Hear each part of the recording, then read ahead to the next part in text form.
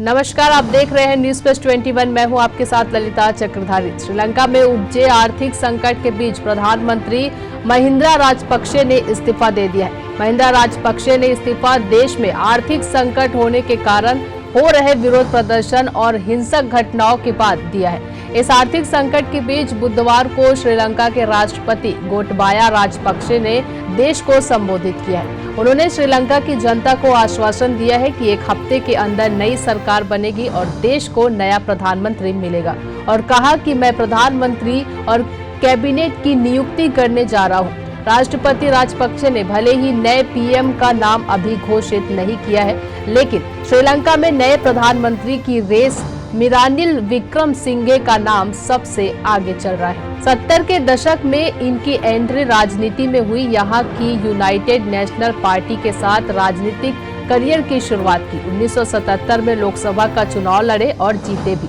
इन्हें विदेश मंत्रालय का डिप्टी मिनिस्टर बनाया गया और इसके बाद युवा और रोजगार मंत्रालय समेत कई मंत्रालय संभालने का मौका मिला। 1993 में राष्ट्रपति राणा सिंघे प्रेमदास ने रणिल विक्रमसिंघे को श्रीलंका का प्रधानमंत्री नियुक्त किया।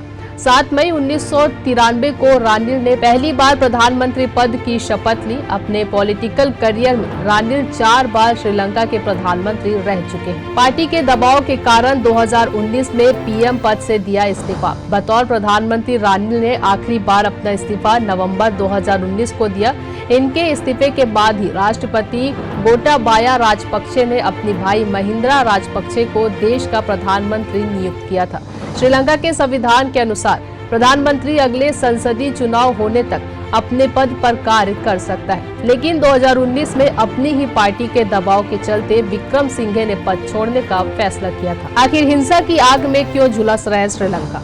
आर्थिक संकट से जूझ रहे श्रीलंका की अर्थव्यवस्था 2 साल पहले तक दक्षिण एशिया की सबसे मजबूत अर्थव्यवस्थाओं में से एक मानी जाती थी। कोरोना महामारी की दस्तक से पहले 2019 में विश्व बैंक ने श्रीलंका को दुनिया के हाई मिडिल इनकम देने वाले देशों की कैटेगरी में अपग्रेड किया था, लेकिन 2 साल में श्रीलंका की इकोनॉमी अर्श से फर्श पर आ गई। श्रीलंका का अब अपना विदेशी कर्ज लौटा पाने में असमर्थ हो चुका है। उसने खुद को दिवालिया घोषित कर दिया है। सरकारी आंकड़ों के मुताबिक अभी श्रीलंका में महंगाई दर 17% को भी पार कर चुकी है, जो पूरे दक्षिण एशिया के किसी भी देश में महंगाई का सबसे भयानक स्तर है।